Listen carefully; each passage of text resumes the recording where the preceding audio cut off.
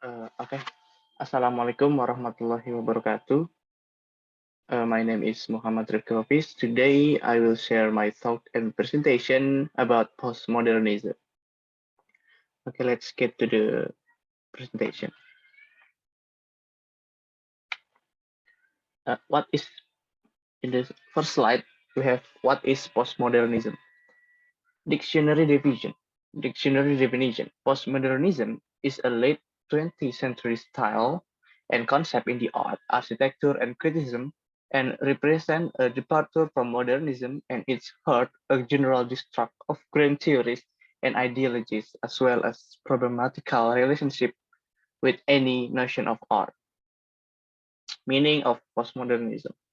Postmodernism means several trends or movement in the arts and literature developing in the 70s in reaction to or rejection of dogma principles of or practice established modernism, especially a movement in architecture and often playful illusion, decoration, and complexity. So, the definition of postmodernism in the late 20th century movement in art, architecture, and criticism that continued modernism, postmodernism, is a reaction against modernism, which aims to replace modern ideas. Next, modernism. Modernism is a period that confirms existence and enables us to know the truth by using logic alone. Postmodernism is a reaction against modernism. In postmodernism, the mind is replaced by desire, reason is replaced by emotion, and morality is replaced by relativism. So modernism is a period of confirming the existence and possibility of knowing the truth using reason alone, while postmodernism itself is a reaction against modernism. Next. The Precision of Simulacra. The Precision of Simulacra by Jean Baudrillard. Jean Baudrillard, on his book Simulacra and Simulations, argues that barrier between the real and unreal have become blurred and creates new circumstances that he defines as hyperreal. Uh, Jean Baudrillard argues that the boundaries between the real and unreal have become blurred and created a new state which he defines as hyperreality. Next, in the fifth slide, Baudrillard's theory. Hyperreality and simulation.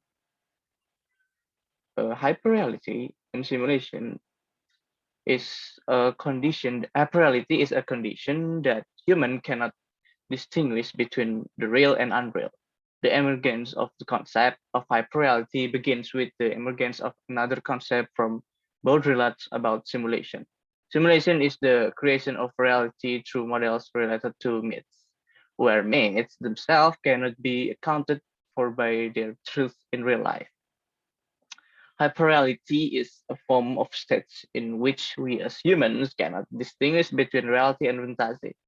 Is the creation of reality through models related to myths, which myths themselves cannot be accounted for real life. Next, in the sixth slide. Example of simulation. Baudrillard used from a Borges fable where an empire and map of the empires has the same scale as each other, and as the empire reduces in scale and size, so does the map reduce on size and become flat at the edge, which the remains being left in the desert. Example of hyperreality, dramatization is carried out through a plot full of dramatic action, generally controlled by the production house, which makes it no longer by the main actor who has the story. Eventually, it becomes impossible to distinguish the real from the spectacles. Simulation example. JB used a fable of Borges where a kingdom and map of the kingdom have the same size. An example of hyperreality is in a film that is dramatized through a pilot field with dramatic action, usually controlled by the production house instead the actors who have the story. It becomes impossible to distinguish between the real and the unreal. Next, on the seventh slide. Impact of hyperreality. First, existence of public trust in reality which is not reality. Two, as well as the Formation of an instant mindset, forming humans who want everything to be fast. 3. The state of his hyperreality makes modern society become excessive in pattern of consuming something whose essence is not clear.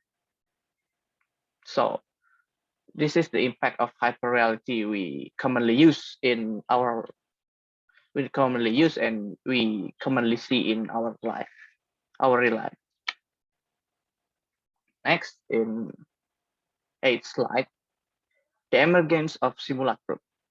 Contemporary century humans live in the world of simulacra, picture, image, or markers of an event that has replaced experience.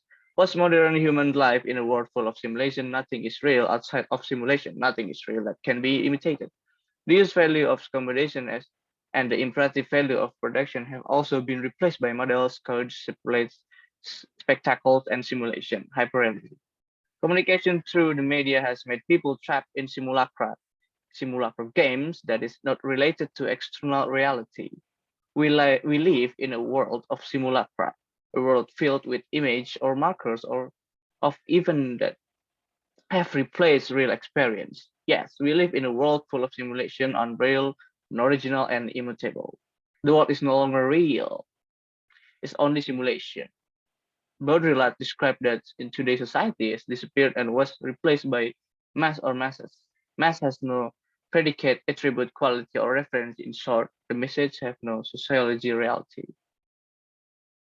So JB said that we live in a world of simulacra, in a world filled with image or marker, even it have replaced the real life experience. Yes, we live in the world full of simulation, unreal, unoriginal, and immutable. The world is no longer real because what exists is only a simulation.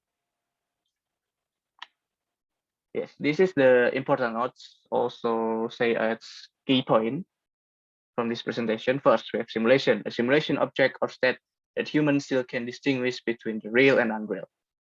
Second, we have simulacra, a duplicate that never exists, or reality that doesn't refer to the reality. And the last, we have hyperreality, a deconstruction of the previous reality. Next, the next slide. Postmodernism and Consumer Society by Frederick Jameson. In postmodernism, or the cultural logic of capitalism, he attempts to characterize and distinguish the nature of cultural production. In the era of capitalism, he intends to show how postmodernism is opposed to modernism, or not just in the terms of art and literature, but also in the general culture. The author perspective, the ambiguity that surrounds postmodernism. He mentioned two of its characteristics, one as a reaction against high modernism, another as the effectment of boundaries example theory as being not philosophy, not sociology, not political science, but some melange of different heretical discourse. So he said that postmodernism contradicts modernism as whole, in totally, not only in certain aspects. Next, on the last slide, the Bonaventure Hotel. His main argument concerning the Bonaventure Hotel is that the Bonaventure Hotel, this building, as other postmodernism architecture, does not attempt to blend into its surrounding, but to replace them. The Bonaventure Hotel attempts to be a total space, complete world, a kind of miniature city, which introduce a new form of collective behavior. Inside the escalator and elevator, they are gigantic kinetic sculpture, as it were, conveying a sense of spectacle and excitement. He say we cannot talk about this space in traditional terms. He see the total space of Bonaventure Hotel as a symbol of the new hyperspace of global market, which is dominated by the late capitalism. So the author analyzes the postmodernism features of the LA West in Bonaventure Hotel as an example. His main argument about the Bonaventure Hotel is that this building, like other postmodernism architecture, is not to blind, but to replace. Hotel Bonaventure seeks to be a total space, a complete world, a kind of mini city that introduces new form of collective behavior, inside a sense of spectacle and excitement. Okay, I think that's enough for me about postmodernism. My name is Muhammad Rifki Khofizh, and see you again. Assalamualaikum warahmatullahi wabarakatuh.